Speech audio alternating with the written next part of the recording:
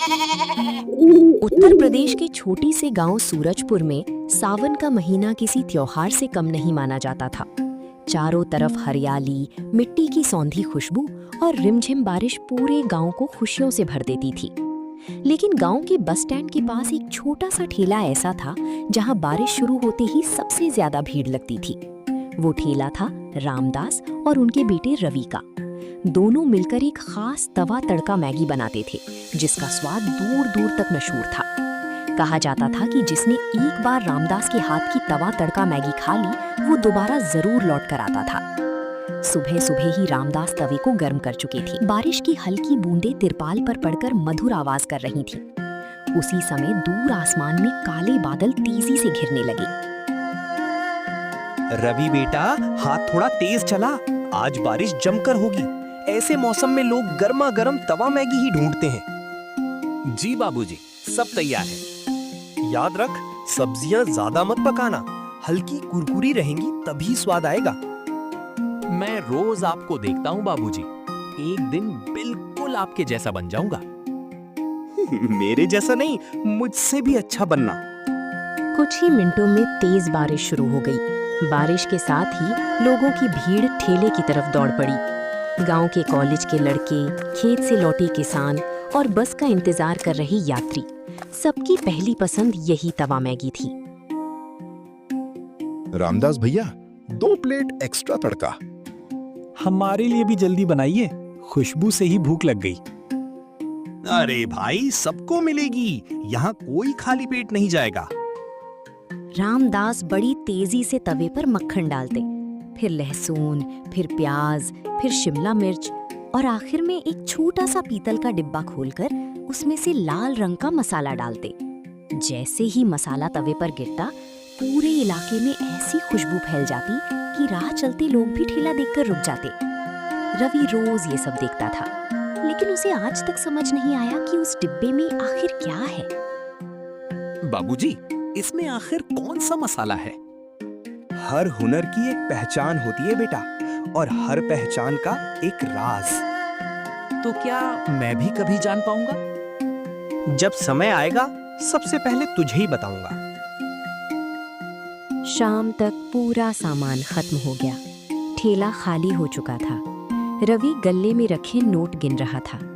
इतनी कमाई देखकर दोनों के चेहरे खिल उठे। लेकिन तभी तेज हवा चली, बारिश और तेज हो गई। रामदास पूरा सामान समेटते समेटते पूरी तरह भीग गए। बाबूजी, छोड़िए ना, बाकी सामान कल उठा लेंगे। नहीं बेटा, गैस और तवा यहीं रह गए तो चोरी हो जाएगी। दोनों किसी तरह घर पहुंचे। रात बीत गई। अगली सुबह रवि जल्दी उठ गया, लेकिन आज कुछ अजीब था। रामदास अभी तक नहीं उठे थे। रवि उनके पास गया। जैसे ही उसने उनका हाथ पकड़ा, वो घबरा गया। उनका शरीर तेज बुखार से तप रहा था। बाबूजी, आपको तो बहुत तेज बुखार है। कुछ नहीं बेटा, हल्का सा जुकाम है। ये जुकाम नहीं है, मैं अभी डॉक्टर को बुलाकर लाता हूँ। कुछ ही देर में गांव के डॉक्टर आए। उन्होंने जांच की, दवा लिखी, फिर गंभीर आवाज में बोले, कम से कम 15 दिन आराम करना पड़ेगा। लेकिन डॉक्टर साहब, दुकान? अगर अब भी तवे के सामने खड़े हुए तो बीमारी और बढ़ जाएगी। डॉक्टर के जाते ही घर में सन्नाटा छा गया। रामदास की आंखों में चिंता साफ दिखाई दे रही थी। उन्हें अपने इलाज से ज्यादा चिंता घर के खर्च की थी। रवि कुछ देर चुप रहा। बाबूजी, आज से ठेला मैं संभालूंगा। तूने आज तक अकेले कभी तवा नहीं संभाला। गलती होगी तो सीख जाऊंगा, लेकिन आपको चिंता नहीं करने दूंगा। रामदास कुछ पल तक बेटे को देखते रहे। उनकी आंखों में गर्व भी था और चिंता भी। उन्होंने धीरे से सिर हिलाया। रवि पहली बार अकेले ठेला लेकर बस स्टैंड की तरफ निकल पड़ा। आसमान में फिर काले बादल छा चुके थे। उसके दिल की धड़कन पहले से कहीं ज्यादा तेज थी। उसे सिर्फ एक बात बार बार याद आ रही थी, अगर आज मुझसे गलती हो गई तो बाबूजी की वर्षों की मेहनत पर पानी फिर जाएगा। और इसी डर के साथ रवि ने पहली बार अकेले तवे पर मैगी चढ़ाई। उसे बिल्कुल भी अंदाजा नहीं था कि अगली कुछ घंटों में उसकी जिंदगी का सबसे कठिन इम्तिहान शुरू होने वाला है। रवि ने कांपते हाथों से तवा गर्म किया। सब कुछ वैसा ही कर रहा था जैसा उसने अपने पिता को करते हुए देखा था। लेकिन जैसे ही मसाले डालने की बारी आई, उसके हाथ रुक गए। उसके सामने कई डिब्बे रखे थे, लाल मिर्च, काली मिर्च, गरम मसाला, चाट मसाला। लेकिन उसे समझ में नहीं आ रहा था कि कौन सा मसाला कितनी मात्रा में डालना है। उसने घबराकर अंदाजे से मसाले डाल दिए। उसी समय पहला ग्राहक ठेले पर आ गया। अरे रवि बेटा, आज अकेले दुकान संभाल रहे हो? जी काका, बाबूजी की तबीयत खराब है। कोई बात नहीं, तुम भी तो उनके बेटे हो। एक प्लेट वही वाली स्पेशल तवा तड़का मैगी बना दो। अभी बनाता हूँ काका। रवि ने जल्दी से मैगी तैयार की और प्लेट आगे बढ़ा दी। श्याम काका ने पहला कौर खाया। उनके चेहरे का रंग बदल गया। अरे ये क्या? क्या हुआ काका?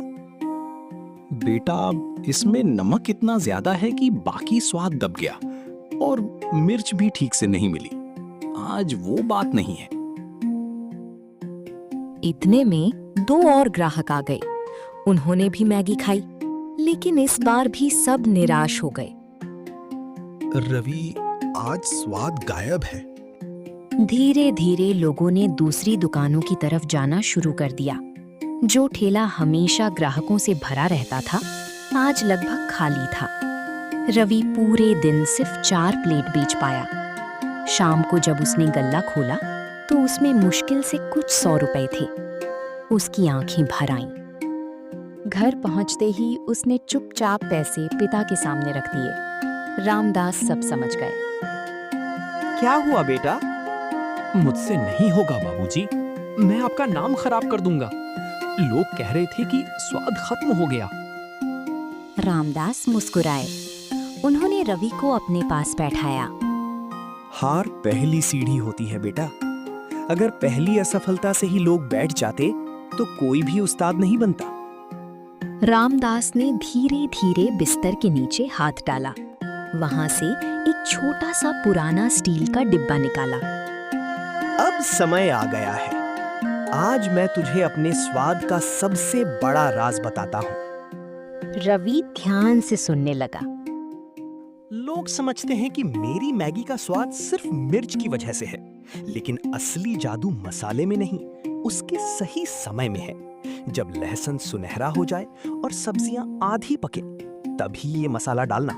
अगर 1 मिनट पहले डाला तो खुशबू खत्म, अगर देर से डाला तो स्वाद खत्म। रवि ने पहली बार महसूस किया कि खाना बनाना सिर्फ रेसिपी नहीं, एक कला है।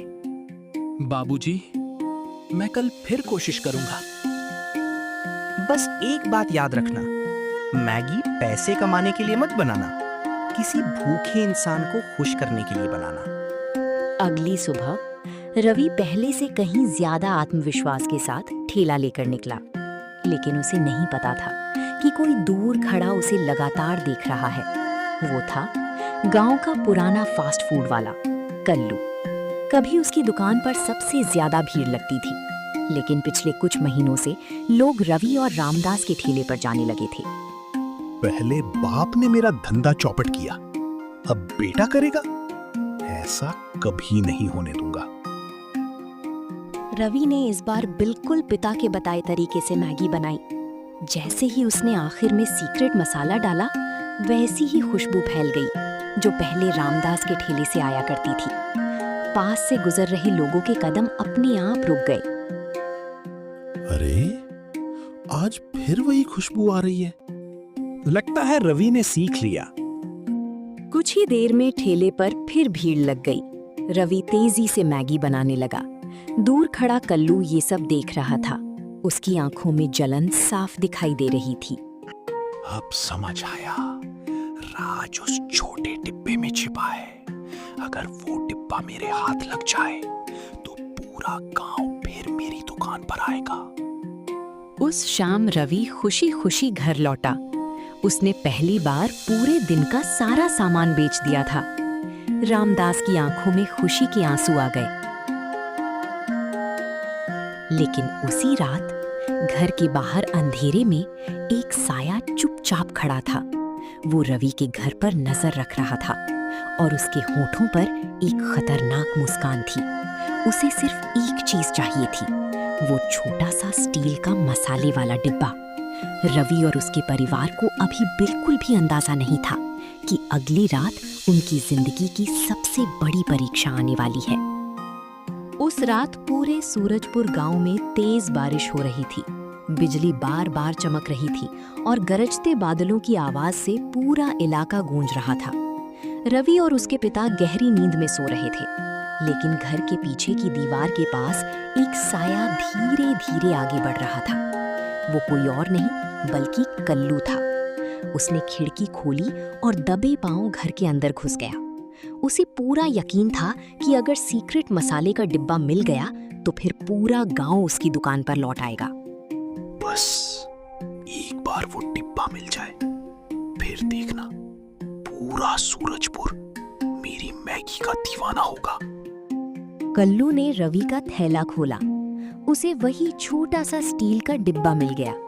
वो खुशी से मुस्कुराया और जल्दी जल्दी बाहर निकलने लगा।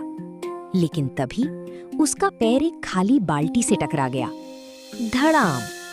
आवाज सुनकर रवि की आंख खुल गई। कौन है? रवि तुरंत बाहर भागा। बारिश की वजह से जमीन फिसलन भरी थी। भागते भागते कल्लू का पैर फिसला और वो कीचड़ में गिर पड़ा। रवि ने उसे उठा लिया। टॉर्च की रोशनी जैसे ही कल्लू के चेहरे पर पड़ी, रवि हैरान रह गया। कल्लू भैया, आप? मुझे माफ कर दो रवि, मुझसे बहुत बड़ी गलती हो गई। इतने में रामदास भी बाहर आ गए। उन्होंने पूरी बात समझ ली। कल्लू, चोरी से कभी किसी का हुनर नहीं मिलता। कल्लू की आंखों से आंसू निकल पड़े। मेरी दुकान पर अब कोई नहीं आता। मैं हार गया था, इसलिए लालच में अंधा हो गया। रवि कुछ पल तक चुप रहा। फिर उसने ऐसा फैसला लिया जिसकी किसी ने उम्मीद नहीं की थी। कल्लू भैया, अगर आप सच में सीखना चाहते हैं तो कल सुबह मेरे ठेले पर आइए। मैं आपको चोरी नहीं, मेहनत से स्वाद बनाना सिखाऊंगा। कल्लू हैरान रह गया। जिस लड़के का नुकसान करने वो आया था, वही उसकी मदद करने को तैयार था। उसने हाथ जोड़ दिए। मैं जिंदगी भर तुम्हारा एहसान नहीं भूलूंगा। अगली सुबह गांव के लोग हमेशा की तरह रवि के ठेले पर पहुंचे, लेकिन आज वहां एक नया नजारा था। कल्लू भी एप्रन पहनकर रवि के साथ खड़ा था। अरे ये क्या, कल्लू और रवि एक साथ? रामदास मुस्कुराते हुए आगे आए। बेटा, गांव तभी आगे बढ़ता है जब लोग एक दूसरे को गिराते नहीं बल्कि संभालते हैं। रवि ने तवा गर्म किया। कल्लू ने सब्जियां काटी। रामदास ने मुस्कुराते हुए कहा, आज मसाला मैं नहीं डालूंगा, आज तुम दोनों डालोगे। दोनों ने मिलकर मैगी बनाई। इस बार स्वाद पहले से भी बेहतर था। गांव वालों ने तालियां बजा दी। आज से इस ठेले का नाम होगा सूरजपुर स्पेशल तवा तड़का मैगी सेंटर। उस दिन के बाद सूरजपुर में रवि की पहचान सिर्फ एक अच्छे रसोइये के रूप में नहीं रही। लोग उसे उस इंसान के रूप में जानने लगे जिसने बदले की जगह माफी चुनी, लालच की जगह मेहनत चुनी और अकेले आगे बढ़ने की जगह सबको साथ लेकर चलना सीखा। कहानी की सीख: सच्चा हुनर कभी चोरी नहीं किया जा सकता। मेहनत, ईमानदारी और अच्छे संस्कार ही इंसान को असली सफलता दिलाते हैं।